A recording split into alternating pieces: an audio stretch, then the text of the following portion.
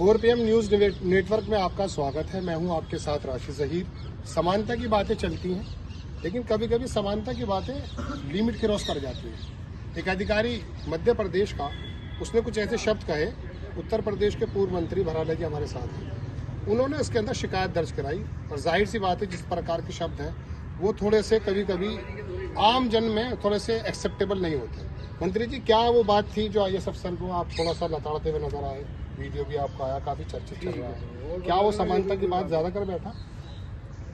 मध्य प्रदेश सरकार में एक IAS अधिकारी जिसका नाम संतोष वर्मा है। सबसे पहले तो मुझे इस बात की चिंता हुई कि वो IAS इस मानसिकता व्यक्ति जैसी उसकी बहुत ही दुष्ट मानसिकता है, उसकी खराब मानसिकता है, वो IAS कैसे बना। तो इसको ध्यान में रख करके मैंने ये पर्सन चिन्ह उसके बयान को जब देखा, उसने जो बयान दिया, उसने कहा कि इस देश के अंदर आरक्षण जब तक लागू रहना चाहिए जब तक ब्राह्मण अपनी बेटियों को दान न दे, और जब तक ब्राह्मण बेटियों के संबंध हमारे बेटों से ना बने। उसका वो निर्लज्जे का इतना खतरनाक बयान है। इस देश की सभ्यता पर बयान है, इस देश की अखंडता पर सवाल है, इस देश की बेटियों पर सवाल है, और सनातन पर सवाल है, ब्राह्मण पर नहीं। वो पूरी नारी शक्ति का अपमान है। और उसने इस प्रकार का बयान देकर के अपनी मानसिकता को उजागर किया है।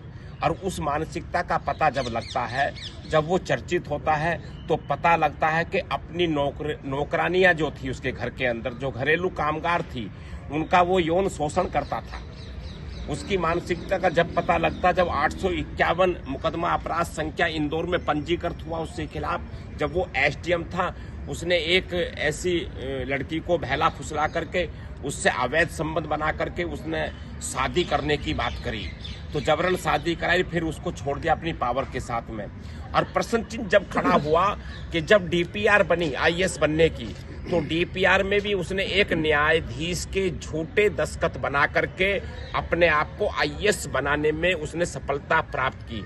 मैं मध्य प्रदेश के मुख्यमंत्री श्री मोहन जी यादव जी से कहना चाहूंगा कि ऐसे व्यक्ति को, इस संतोष वर्मा को, जो झूठा IAS है, फर्जी IAS है, जो निकम्मा है, जो औरंगजेब की संतान है, जो वो भिखारी की औलाद है, उसको बर्खास्त करके उसको जेल के अंदर डाला जाए।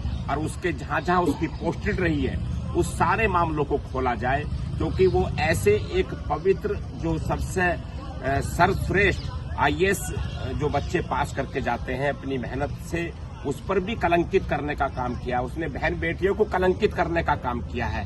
तो हमने इस बात पर कहा है कि और 7 दिन के अंदर ये कार्रवाई की मांग की है।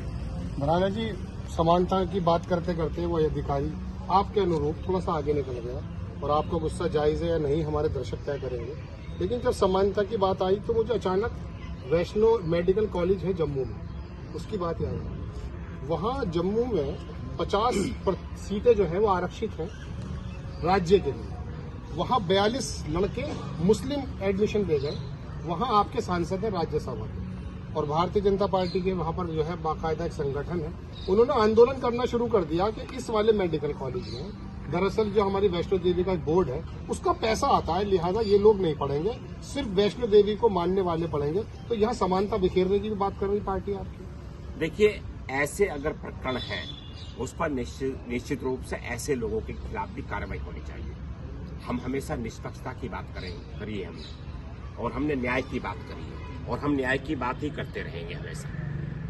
बड़ा खुला बयान भराला जी का कि निष्पक्षता की बात करेंगे, समानता की बात करेंगे, लेकिन अगर कोई अधिकारी हो या कोई भी व्यक्ति हो, समानता के नाम पर अगर लाइन क्रॉस करेगा तो उसको समझना और समझाना भी पड़ेगा। ये बात दीगर है कि मध्य प्रदेश में भी BJP की सरकार है और केंद्र में भी BJP की सरकार है।